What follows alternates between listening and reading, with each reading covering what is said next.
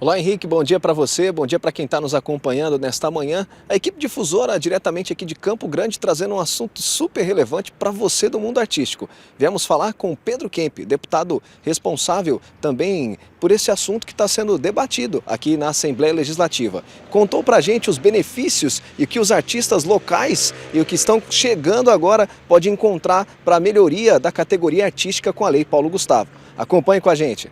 A Lei Paulo Gustavo, ela veio para incentivar, fomentar projetos culturais e ela veio com uma característica assim muito interessante, que é democratizar o acesso aos recursos.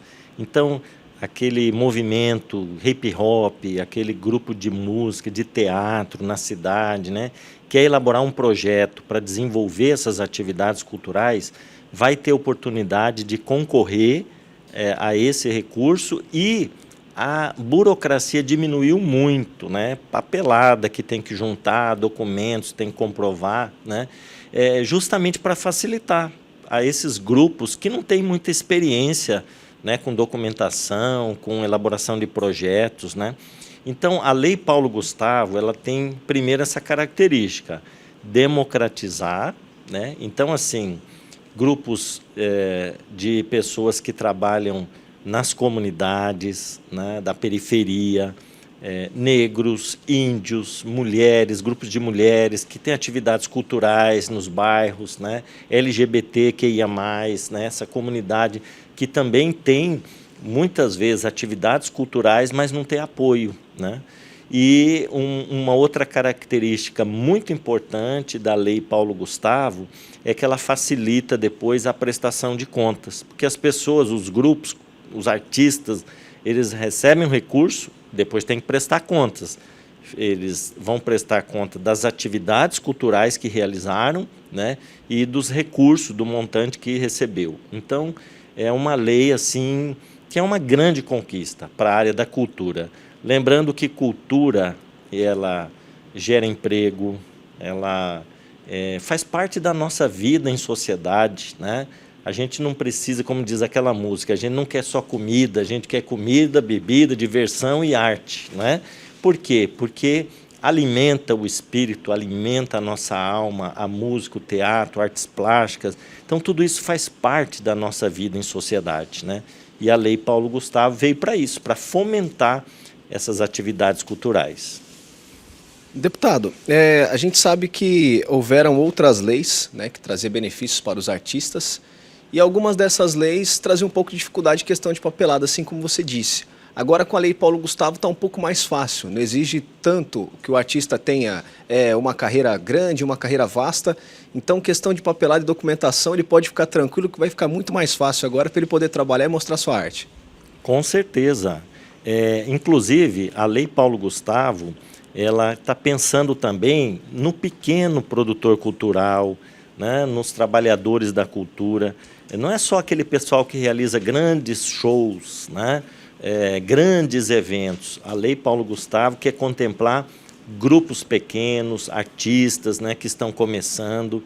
Isso é muito importante. E aí você citou que na lei passada, chamada Lei Aldir Blanc, nós tivemos essa dificuldade, muita burocracia para atender, né? E eu me lembro até de um item que ficou marcado na minha cabeça, né? O artista, na época da pandemia, hein? Na pandemia, para receber um recurso, ele tinha que comprovar, por exemplo, que ele pagou o IPTU da cidade. Agora, veja bem, pandemia, e a pessoa não estava trabalhando. Atividades culturais foram todas suspensas, né? E a pessoa estava com dificuldade de comprar alimentos, sobreviver, ter que comprovar que ela pagou o IPTU para ter acesso a um auxílio emergencial na área da cultura. Foi a Lei Aldir Blanc.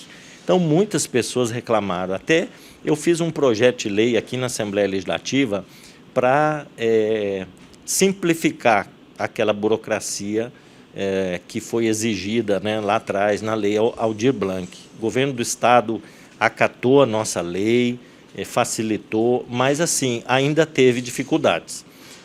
Nós fizemos uma audiência pública aqui na Assembleia Legislativa e tivemos o depoimento do secretário de Cultura de Ribas do Rio Pardo, que disse assim, na lei passada nós devolvemos dinheiro. Olha só, isso não pode acontecer, né? É tão difícil a gente captar recursos, né, para incentivar os projetos, os artistas da cidade. Aí, quando recebe, devolve, porque não conseguiu atender aquela burocracia, não conseguiu gastar. Então, isso não pode acontecer. A gente acredita que, com a Lei Paulo Gustavo, isso não vai acontecer, porque as exigências já foram simplificadas. Maravilha. Agora, trazendo um outro assunto, a gente vai falar um pouco do que tem acontecido e um assunto super importante. Eu, como um veículo de comunicação, para mim, tem que ser obrigação falar a verdade. E a gente está trazendo um assunto também que é a lei da fake news. Você é um apoiador disso. O que você fala para a gente sobre essas pessoas que esparramam fake news? E é claro que isso não pode ficar desse jeito, porque a internet não pode ser aberta ao público para que as pessoas falam o que quer, pensam o que quer, e exatamente fica propagando ódio e coisas que não fazem o menor sentido.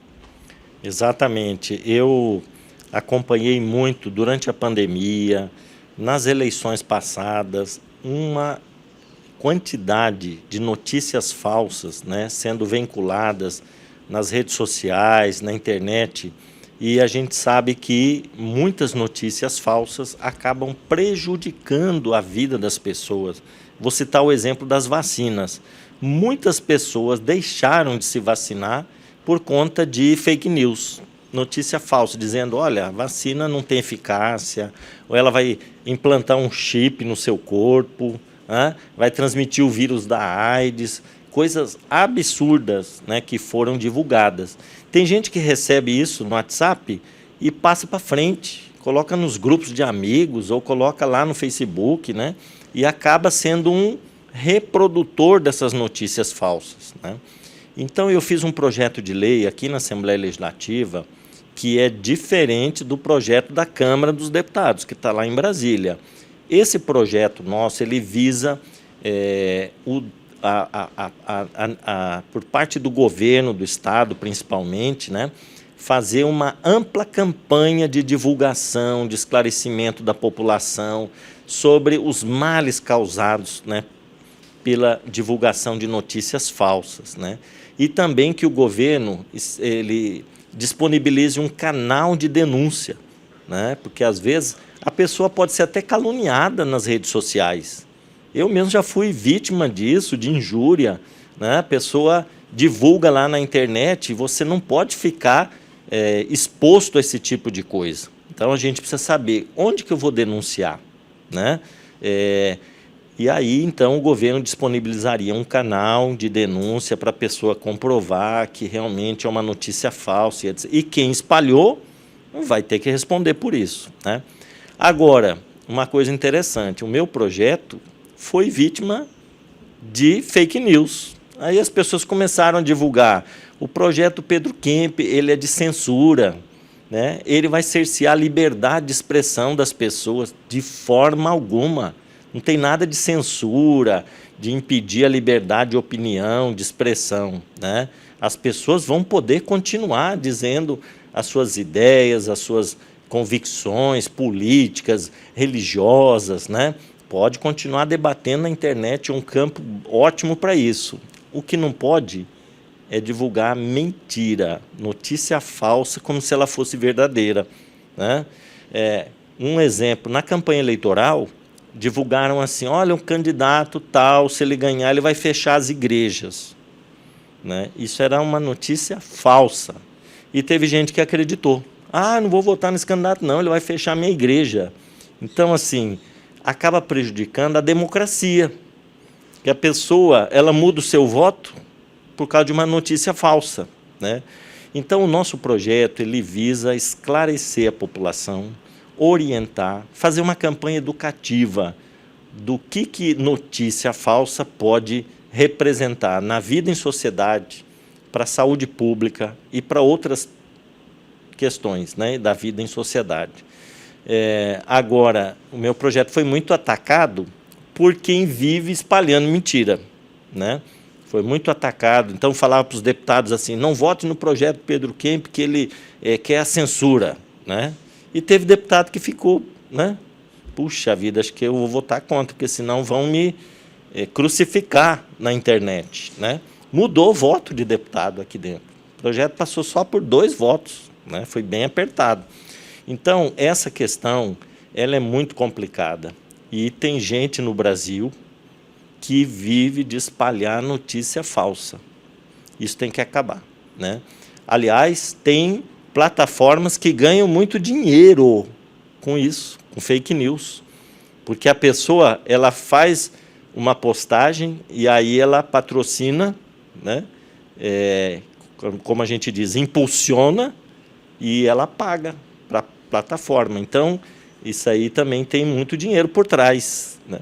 E o que a gente quer é que as notícias verdadeiras, que esclarecem as pessoas, que formam a consciência das pessoas, essas prevaleçam. Mas notícia falsa, não.